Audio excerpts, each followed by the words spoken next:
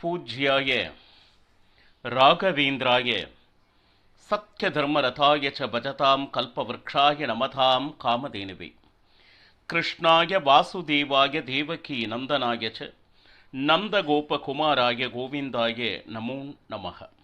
ஐந்தாவது வேதம் என்று போற்றப்படும் மகாபாரதம் பார்த்து வருகிறோம்.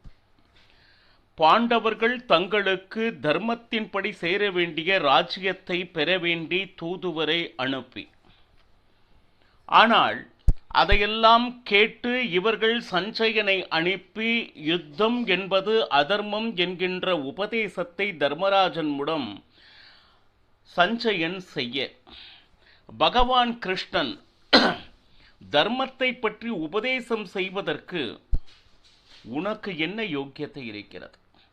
சபையில் அவ்வளவு பெரிய அதர்மம் நடக்கும் பொழுது கை கட்டி வேடிக்கை பார்த்தவன் தானே நீ அப்படின்னு சொன்ன உடனே ஒப்புக்கொண்டான். அப்போ நேரா வந்து பாண்டவர்கள் அவர்களுடைய ராஜ்யத்தை கேட்கிறார்கள் அப்படிங்கிறத ஸ்பஷ்டமா சொன்னான். அப்புறம் அவர்களுடைய பலம் என்ன அப்படிங்கிறதையும் சபையில் சொன்னான். இப்போ இதனால திருதராஷ்டிரனுக்கு தூக்கம் கெட்டது. நிச்சயமாக என்னுடைய குழந்தைகளை பாண்டவர்கள் கொல்லத்தான் போகிறார்கள். ஏன்னா பாண்டவர்களுடைய பலம் என்ன என்பதை முழுதும் அறிந்தவன் திருதராஷ்டிரன். அப்போ இப்படி வரிசையா ஒருத்தர் மேல ஒருத்தர் பேசும் பொழுது துரியோதனனுக்கு கோபம் வந்து, அவர்களுடைய பலத்தை பத்தியே நீ பேசிட்டு இருக்கியே, என்னுடைய பலம் என்ன என்று உனக்கு தெரியுமா? பரசுராமரிடம் கர்ணன் பயின்று வந்திருக்கிறான். பலராமனிடம் நான் கதா பயிற்சி பயின்று வந்திருக்கிறேன். நான் என்னுடைய கதையில் ஒரே அடி பீமசேனன் இறந்துவிடும். அப்பேற்பட்ட பலசாலி சாக்ஷாத் பலராமனே சொன்னான், கதா யுத்தத்தில் உன்னை வெல்ல இந்த உலகத்தில் வேறு யாரும் இல்லை என்று எனக்கு என்ன சொல்லுது அங்கீகாரம் கொடுத்தவன் பலராமன். எப்பொழுது பார்த்தாலும் பாண்டவனுடைய பராக்கிரமத்தை பற்றியே பேசிக் கொண்டிருக்கிறாயே தவிர எங்களிடம் இருக்கக்கூடிய அந்த பலத்தை என்றுமே நீ துச்சமாக நினைத்து கொண்டிருக்கிறாய் அப்படின்னு சொல்லிட்டு அப்பா கிட்ட. அதை கேட்டு உடனே கர்ணனும் எந்திரிச்சா. துரியோதனா, நீ சொல்வது முற்றிலும் சரியே, கவலைப்படாதே, நான் இருக்கிறேன். ஏன்னா பரசுராமரிடம் அப்பேற்பட்ட வித்தையை கற்று வந்தவன் நான் அப்படின்னு சொல்லிட்டு இவன் ஏதோ பலம் கொடுப்பது போல கர்ணன் பேசினான். உடனே எப்பொழுது பரசுராமரிடம் பொய் சொல்லி அந்த வித்தையை கற்க துணிந்தாயோ அப்பொழுது உன்னில் இருந்த அந்த தர்மம் அப்படிங்கிறது போயிடுத்து. இது பீஷ்மர் சொல்லக்கூடிய ஒரு விஷயம். காண்டவவனம் எரிந்த பொழுது தக்ஷகனுடைய மகன் இன்னைக்கு அந்த நாகாஸ்திரத்தில் இருந்து கொண்டு எப்படியாவது அர்ஜுனனை பழிவாங்க வேண்டும் என்று என்னுடைய நாகாஸ்திரத்தில் இருக்கிறான் அப்படின்னு கர்ணன் பேசும் பொழுது பீஷ்மர் சொல்றார், இந்த அகிலத்தையே ஆளக்கூடிய பகவான் கிருஷ்ணன் முன் அவை ஒன்றுமே இல்லை அப்படின்னு சொல்லிட்டு பீஷ்மர் சொன்னான். அது மட்டுமல்ல, பகவான் கிருஷ்ணனை சாதாரணமாக நினைத்து விட்டீர்களா? நரகாசுரன், பாணாசுரன், கம்சன் போன்ற அத்தனை தைத்தியர்களையும் ஒருவனாக இருந்து அழித்தவன். அது மட்டுமல்ல, அந்த கிருஷ்ணன் பாண்டவர் பக்கம் இருக்கும் வரை உன்னால் எதுவுமே செய்ய முடியாது. இது பீஷ்மர் சொன்னார். உடனே கிருஷ்ணன் அர்ஜுனன் பாலசிரேஷ்டம் என்று சொல்கிறீர்கள் பீஷ்மரே, அப்போ நான் தான் எல்லா தப்பும் செஞ்சேன் இல்லையா பீஷ்மர்? அப்போ எப்பொழுது நீங்கள் யுத்தத்தில் இருக்கிறீர்களோ அதுவரை நான் வில்லெடுக்க மாட்டேன், யுத்தம் செய்ய மாட்டேன் என்கின்ற பிரதிஜையை கர்ணன் சொன்னார். கொஞ்ச நேரக்கு முன்னாடி பீஷ்மர், துரோணர், கிருபர் இவர்களை நினைத்து நான் யுத்தம் செய்ய வந்தவன் இல்லை அப்படின்னு துரியோதனன் சொன்னான். ஏன்னா எனக்கு கர்ணன், துச்சாதனன் இருவர் இருந்தால் போதும், பாண்டவர்களை நாசம் செய்வேன் என்று துரியோதனன் சபையில் சொன்னான். இப்போ பார்த்தோம்னா பீஷ்மருடைய பேச்சை கேட்க முடியாது. அப்போ இனிமேல் நான் யுத்தம் செய்ய மாட்டேன் அப்படின்னு சொல்லிட்டு தன்னுடைய வில்லினை கீழே வைத்து விட்டான். எப்பொழுது யுத்த களத்தில் பீஷ்மர் இருக்கிறாரோ இருக்கும் வரை கண்டிப்பாக நான் யுத்தத்துக்கு வரமாட்டேன். இதுல என்ன விஷயம்? பீஷ்மர் இச்சா மரணிகள், அவரை யாரும் கொல்ல முடியாது. அப்ப யுத்தத்தை முழுவதுமாக நடத்த போகிறவர் யார் அப்படின்னா பீஷ்மர். அப்படின்னா கர்ணன் யுத்தத்துக்கு வரமாட்டான். இதுவரை பேசினது எல்லாமே வீர வசனமே அன்றி எந்த வகையிலும் துரியோதனனுக்கு சகாயம் ஆவப்போவதில்லை. பாருங்க, இதைத்தான் பகவத்கீதையில என்னிடம் நிறைய பேர் இருக்கிறார்களே ஒழிய, ஆனால் ஒருவருக்கு ஒருவர் நிஜமான விசுவாசத்தினால், துரியோதனன் மேல் இருக்கிற விசுவாசத்தினால் நின்று போர் புரிகிறார்களா அப்படின்னு பார்த்தா அப்படி ஒருவர் கூட இல்லை என்பதுதான் துரியோதனுடைய விஷயம். ஆனால் அதை அவன் ஒப்புக்கொள்ள மறுக்கிறான். சரி, அது மட்டுமல்ல, இங்க பாருங்க, துரியோதனன் அவனை பார்த்து இப்போ பீஷ்மர் சொல்றார் பாருங்க, எப்ப பாரும் வாயில் பொய் பேசிக்கொண்டே இருக்கிறாங்க. இதுல என்ன, இப்போ ஒரு சிறிய கோபத்தினால் வில்லை வைத்துவிட்டு சென்றவன் நாளைக்கு பாண்டவர்கள் வியூகத்திற்கு மேல் வியூகம் அமைக்க நிச்சயமாக அனைவரும் சாகத்தான் போகிறீர்கள் துரியோதனா அப்படின்னு எச்சரித்தார். அப்போ நான் ஒரு தினசரி 10,000 போர் வீரர்களை அழிப்பேன் அப்படின்னு சொல்லிட்டு பீஷ்மர் கர்ஜனை செய்தார். ஏன்னா அவருக்கு மரணம் என்பது இல்லை.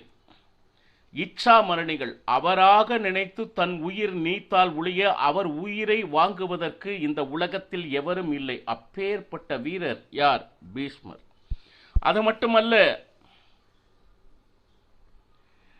எப்பொழுது துரியோதனா பரசுராமரிடம் போய் தான் ஒரு பிராமணன் என்று வித்தையை பொய் சொல்லி கற்றானோ அப்பொழுதே அவன் என்றுமே உத்தார ஆக மாட்டான். அதாவது நன்றாக வெளிச்சத்திற்கு அவனுடைய வித்தையை பிரயோகப்படுத்த முடியாது என்பது உனக்கு தெரியாதா? இதெல்லாம் அப்போ இந்த இடத்துல துரியோதனன் கேட்கிற ஒரு கேள்வி, நீங்க எப்ப பாரும் பாண்டவர்களையே நீங்கள் புகழ்ந்து கொண்டு இருக்கிறீர்களே, பாண்டவரும் நானும் சமான பலத்தோடு தானே இருக்கிறோம். பாருங்க, இன்னும் சொல்ல போனா பீஷ்மரே, உங்களை நம்பி நான் யுத்தத்துக்கு வரலை அப்படின்லாம் சொன்னார். இது எப்படி அப்படின்னு கேட்டீங்கன்னா, தன்னிடம் எந்த திறமையும் இல்லை என்றாலும் அந்த வீரமாக பேசுகிற பேச்சுக்கள் மட்டும் தன்மை, அதாவது ஓவர் கான்ஃபிடன்ஸ் அப்படின்னு ஆங்கிலத்தில் சொல்வார்கள். யாரா இருந்தாலும் நான் முடிச்சிடுவேன்னு சொல்லிட்டு வாயளவில் சொல்றது ரொம்ப ரொம்ப சுலபம். ஆனால் செயல் என்று வரும் பொழுது இவர்களிடம் இருக்கிற அந்த ஒற்றுமை கொஞ்சம் கூட இல்லை. கொஞ்சம் நினைச்சு பாருங்க. வேடன் ஒரு வலை வீசினான். அதற்கு சொல்றாரு, அந்த வலை வீசும் பொழுது 2 பட்சிகள் சரி அந்த வலையையும் எடுத்து பறந்து கொண்டிருக்கிறது. உடனே கீழே இருந்து வேடன் ஓடிக்கொண்டிருக்கிறான். அந்த வலை கண்டிப்பாக விழும் என்கின்ற நம்பிக்கையுடன் இதை ஒரு ரிஷிமுனிகள் பார்த்தார். அந்த வேடனை அழைத்து சொன்னார், ஏம்பா, உன்னுடைய வலையை கவர்ந்து அந்த 2 பறவைகளும் சேர்ந்த மாதிரி பறந்து கொண்டிருக்கிறதே, ஏன் நீ அதை பின்தொடர்ந்து கொண்டிருக்கிறாய்? உனக்கு பட்சியும் கிடைக்கவில்லை, வலையும் கிடைக்கவில்லை, அப்படித்தானே அப்படின்னு கேட்கும் பொழுது வேடன் சொன்னான், எதுவரை அந்த 2 பட்சிகள் ஒற்றுமையாக இருக்கிறதோ அப்பொழுது வரையிலும் அந்த வலையோடு அது பறந்து கொண்டுதான் இருக்கும் என்பதை நான் அறிவேன். ஆனால் ஏதோ ஒரு பட்சிக்கு சிறிது கோபம் ஏற்பட்டால் நிச்சயமாக அந்த 2 பட்சிகளிடம் இருக்கின்ற அந்த ஒற்றுமை குலைந்து போகும். அப்பொழுது 2 பட்சிகளும் மட்டுமல்ல, அந்த வலையும் கீழே விழுகும். அது அனைத்தையும் நான் எடுப்பேன் என்கின்ற நம்பிக்கை என்னிடம் இருக்கிறது. பார், ஒற்றுமையோடு இருக்கும் வரைதான் உன்னுடைய உயிர் காப்பாற்றப்படும். ஆனா இங்க ஒற்றுமை அப்படின்னு சொல்லிட்டு இருக்கா அப்படின்னு கேட்டீங்கன்னா பாருங்க, கர்ணனுக்கும் பீஷ்மருக்கும் எவ்வளவு ஒரு குரோதம், என்னால் இது முடியும் அப்படின்னு பேசிக்கொண்டு இருக்கிறானே தவிர நிச்சயமாக உன்னால் முடியாது என்கின்ற யதார்த்தத்தை பீஷ்மர் சொன்ன போதும் அதை ஏற்க மறுக்கிறான் கர்ணன். அப்போ பாருங்க, இந்த கதை சொன்ன உடனே இப்போ எப்படி அப்படின்னு கேட்டீங்கன்னா, இந்த உலகத்தில் பந்து பாந்தவர்கள் அப்படின்னு எதுக்காக வேணும் கொஞ்சம் நினைச்சு பாருங்க. ஒன்றாக அமர்ந்து ஆனந்தமாக சாப்பிட வேண்டும், சந்தோஷத்தை பரிமாறிக்கொள்ள வேண்டும், நல்ல நல்ல பேச்சுக்களை பேச வேண்டும். அது மட்டுமல்ல, அவர்களை வரும் பொழுது அதை அன்பினால் ஸ்வாகதம் செய்ய வேண்டும். அவங்க வராங்க அப்படின்னாலே மனதில் ஆஹா என்னுடைய உறவினர்கள் வருகிறார்கள் என்கின்ற அந்த சந்தோஷம் எழ வேண்டும். அது மட்டுமல்ல, அவர்களுக்கு வேண்டிய அந்த வேஷ்டி புடவை கொடுத்து மகிழ்வது அப்படின்லாம் இருக்கு. ஆனால் பந்து பாந்தவர் அப்படின்னு இருக்கிறது எதுக்குன்னா இந்த மாதிரி சமயத்தில் சந்தோஷத்தை பரிமாறிக்கொள்ளத்தானே தவிர விரோதம் செய்வதற்காக அல்ல. இப்போ ஒருவேளை விரோதம் செய்தால் என்ன ஆகும் அப்படின்னு கேட்டீங்கன்னா நஷ்டம் இருவருக்குமே தானே தவிர இதனால் பலன் அடைவது மூன்றாம் அவராக இருக்கும் அப்படின்னு சொல்லிடு. கொஞ்சம் நினைச்சு பாருங்க, பீஷ்மர் துரோணர்னுடைய பேச்சை சிறிதும் கேட்கவில்லை துரியோதனன். பாருங்க, அப்போ தேவதைகளே இருந்தாலும் அவர்கள் நிச்சயமாக துரியோதனாதிகளை காப்பாற்றவே முடியாது. இப்ப எப்படி அப்படின்னு கேட்டீங்கன்னா, பிக்ஷை வேண்டுபவர் போல இது அத்தனையும் வேடிக்கை பார்த்து கொண்டு இருக்கிறான் திருதராஷ்டிரன். கொஞ்சம் நினைச்சு பாருங்க. ஏன்னா இவங்களுடைய சண்டை இனி தீரவே தீராது. ஒரே ஒரு விறகு இருக்கும் பொழுது எப்பவுமே எரியாது, புகைந்து கொண்டுதான் இருக்கும். இரண்டு விறகு இருக்கும் சேர்ந்து இருக்கும் பொழுதுதான் நிச்சயமாக அது எரிந்து நமக்கு பயனை கொடுக்கும். பாருங்க, இந்த மாதிரி தான் ஒற்றுமை என்பது இல்லை என்றால் நிச்சயமாக நீ வெல்ல முடியாது என்பதனை கற்றறிந்த சான்றோர்கள் எத்தனை முறை சபையில் கூறினாலும் அதை கேட்பதற்கு தயாராக இல்லை. ஏன்னா இப்போ இதில் என்ன அப்படின்னு கேட்டிங்கன்னா, சஞ்சயனை அழைத்தார். சஞ்சயா, இத்தனை விஷயம் நடந்துட்டு இருக்கே, உனக்கு என்ன தெரியுது? அப்பவும் நீ கேட்க மாட்ட. நான் எவ்வளவோ தடவை தர்மங்களை சொல்லி இருக்கிறேன் ஒழிய நீ வெறும் கேட்டுவிட்டு அதை நடந்து கொள்பவன் அல்ல. ஏன் கேட்டீங்கன்னா, அர்ஜுனனை கொள்வதற்கு எந்த லட்சணமும் துரியோதனனிடம் இல்லை அப்படின்னு சபையில சொன்னான். சரி, இன்று நீ பெரிய தவறு செய்துவிட்டு சரி அதற்காக மிகப்பெரிய என்ன சொல்லுது பலன் துர்பலன் அடைய போகிறாய், உன்னுடைய குழந்தைகளை இழக்கப் போகிறாய். இப்பொழுதும் நேரம் இருக்கிறது. தர்மராஜனை அழைத்து அவனுக்கு நியாயமாகவும் தர்மமாகவும் சேர வேண்டிய அந்த ராஜ்யத்தை கொடுத்து விடு. இல்லைன்னா ரெண்டு பேருக்குமே நஷ்டம். பந்து பாந்தவர்கள் இருவர் ஒருவருக்கொருவர் மோதிக்கொண்டால் மூன்றாம் அவர்தான் லாபம் அடைவர தவிர இவங்க ரெண்டு பேருக்குமே இழப்பு தான். துரியோதனனை கெட்டது செய்யாதே, வழி தெரியாமல் நடப்பவன் போல நடந்து கொண்டு இருக்கிறாய். பாண்டவர்களுடைய பலம் என்ன என்பதை இதுவரையிலும் அவன் மனது அறியவில்லை. பாருங்க, யுத்தத்தை விடு, தயவு செய்து மனசுக்கு அந்த சாந்தி இது பண்ணுக்கு குரோதத்தை எடுத்து விடுன்னு சொல்லிட்டு திருதராஷ்டிரன் எவ்வளவோ சொன்னான். எவ்வளவு சொன்னாலும் துரியோதனன் கேட்பதாக இல்லை. இதில் இப்போ என்ன ஆச்சுன்னு கேட்டிங்கன்னா, திருதராஷ்டிரன் நல்லது சொல்றது, துரியோதனன் கேட்காமல் இருப்பது. இது ஒரு தடவையா ரெண்டு தடவையான்னா இதையே சபையில் நடந்து கொண்டே இருந்ததனால் இவங்க ரெண்டு பேர் சண்டை இன்னைக்கு தீராதுன்னு சொல்லிட்டு அங்க அமர்ந்திருந்த அத்தனை ராஜர்களும் எழுந்து வெளி சென்றனர்.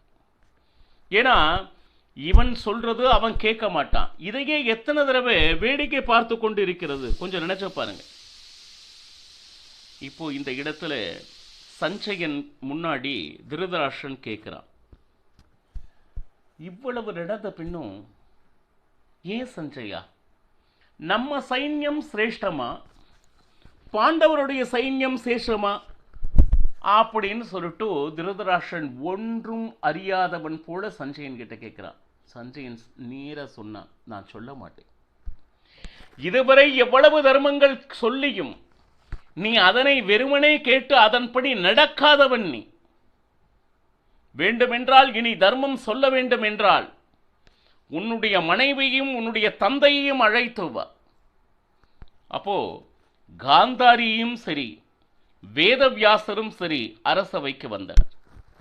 இப்போ அதே கேள்வி திருதராஷ்டிரன், நம் சைன்யம் சிரேஷ்டமா அல்லது பாண்டவரது சைன்யம் சிரேஷ்டமா அப்படின்னு கேட்பதற்கு சஞ்சயன் வேதவியாசரையும் காந்தாரியையும் வைத்துக்கொண்டு திருதராஷ்டிரன் கிட்ட என்ன சொன்னான் என்பதனை நாளையும் பெறுகலாம். சர்வம் ஸ்ரீ கிருஷ்ணார்ப்பணமஸ்து. ஹரே ஸ்ரீனிவாச.